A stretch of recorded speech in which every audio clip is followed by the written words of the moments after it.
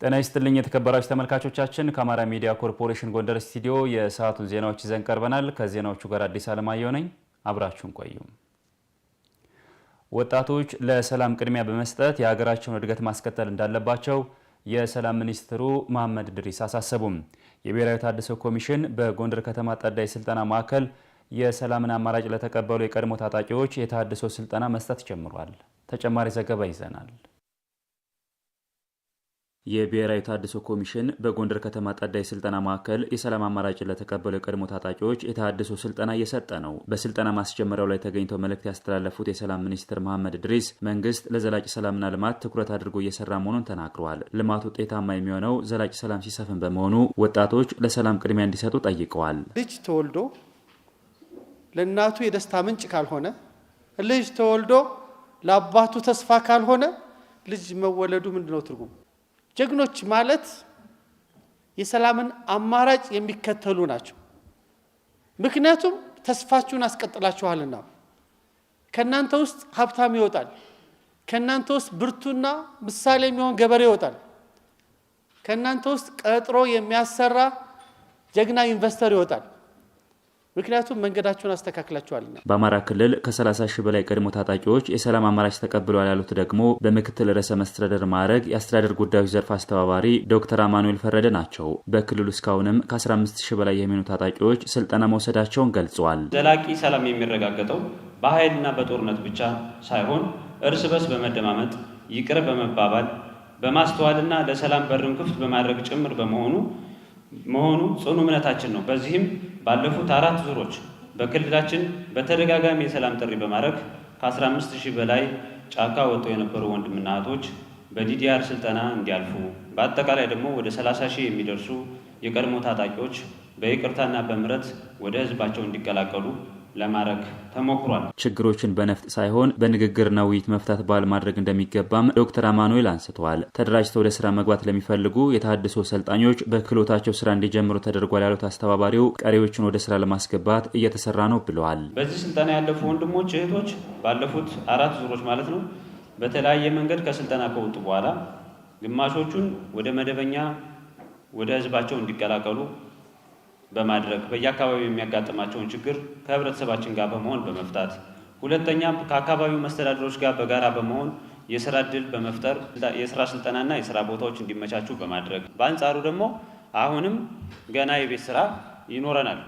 ጨርሰን አልሰራ ነው። እሱን በተገቢው መንገድ ወስደን አብረን በጋራ የምንሰራው ነው። በመሞትና በመግደል የሚሳካ የፖለቲካ ፍላጎት የለም ያሉት ሚኒስትሩ በኢትዮጵያ ዘላቂ ሰላም እንዲሰፍን መንግስት የተሃድሶ ኮሚሽን አቋቁሞ ለሰላም እየሰራ መሆኑን አንስተዋል። ለሀገር እድገት የሰላም አማራጭን ቀዳሚ ማድረግ ይገባል ብለዋል። መንግስት ሰላምን ማምጣት የምንችለው በሰላም መንገድ ብቻ ነው ብሎ ሌት ተቀን እየተጋ ቅድሚያ ለሰላም በመስጠት ሰላምን ለሚመርጡ ቀርቦ ለመቀበልና ወደ ህብረተሰቡ ለማቀላቀል የሚያደርገውን ጥረት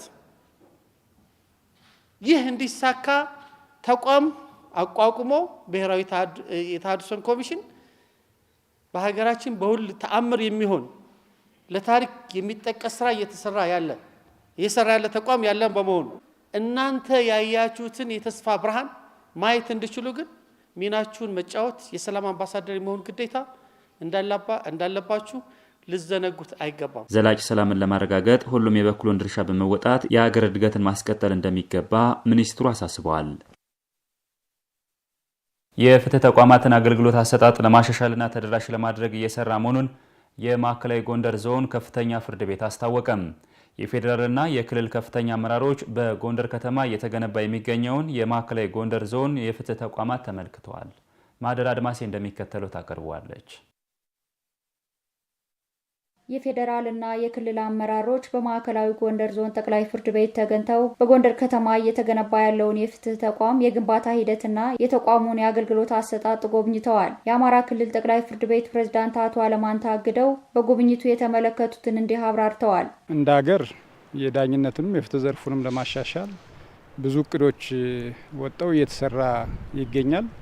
በዚህም የማዕከላዊ ጎንደር ከፍተኛ ፍርድ ቤት በጣም ዘመናዊ ህንጻ G+9 እያሰራ ነው። እሱ የደረሰበትን ደረጃ ጎብኝተናል። በሚቀጥለው ዓመት ተጠናቆ ወደ ስራ የሚገባ ይሆናል።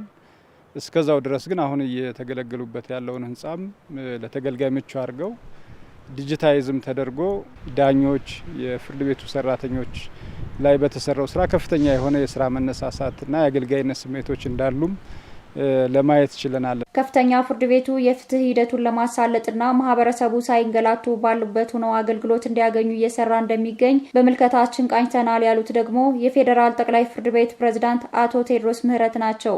በተሻለ ቴክኖሎጂ ሰዎች አገልግሎቱን ባሉበት ሆነው እንዲያገኙ የሚያስችል ስራዎች እየተሰሩ ነው ያሉት። ይሄ በፌዴራልም በክልሎችም ደረጃ በጥሩ ሁኔታ እየተሰራ ነው። አተገባበሩ ጥሩ ከሆነባቸው ክልሎች አንዱ የአማራ ክልል ጠቅላይ ፍርድ ቤት የጀመራቸው ስራዎች ናቸው። ባለጉዳዮች ባህር ዳር ድረስ ሳይሄዱ ባሉበት ሆነው የጠቅላይ ፍርድ ቤቱን አገልግሎት ማግኘት የሚያስችላቸው ሲገለገሉ ለማየት ችለናል።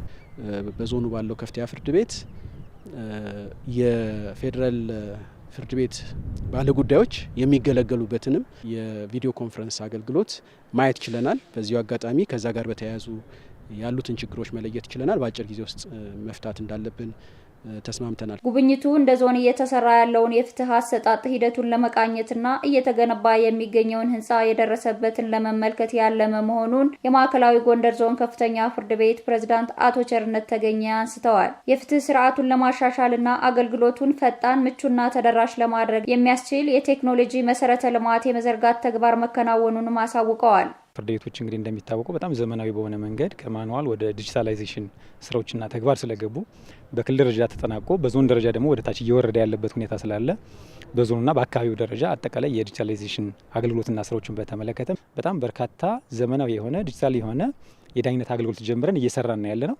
በቀጣይ በከፍተኛ ፍርድ ቤት የሚደረገውን አሰራር የማዘመን ስራ ወደ ወረዳ ለማውረድ መታቀዱን ፕሬዝዳንቱ አመላክተዋል። የሚቀጥለው ዓመት ደግሞ ይሄ አጠቃላይ ስራዎች ዘመናዊ ስራዎች ወደ ወረዳ ፍርድ ቤት በተሟላ ደረጃ ገብተው ወረዳ ላይ ያሉ ተገልጋዮች የፍርድ ቤትን የሚፈልጉ ወይም ዳኝነት የሚፈልጉ ዳኝነት የሚጠይቁ ተገልጋዮች ባሉበት ሆነው ከከፍተኛ ፍርድ ቤቱ ዘመናዊ በሆነ መንገድ የዲጂታላይዜሽን የዳኝነት አገልግሎት የሚያገኙበት ስርዓት ሂደት ነው ያለው። እሱን አጠናክረን እንቀጥላለን ማለት ነው። የስራ ኃላፊዎቹ በጎንደር ከተማ እየተገነቡ ያሉትን የልማት ስራዎች ጎብኝተዋል። የተከበራችሁ ተመልካቾቻችን ከአማራ ሚዲያ ኮርፖሬሽን ጎንደር ስቱዲዮ የሰዓቱ ዜናዎቻችን የተከታተላችኋቸውን ይመስሉ ነበር። ከዜናዎቹ ጋር አዲስ አለማየሁ ነበርኩ። ጤና ይስጥልኝ።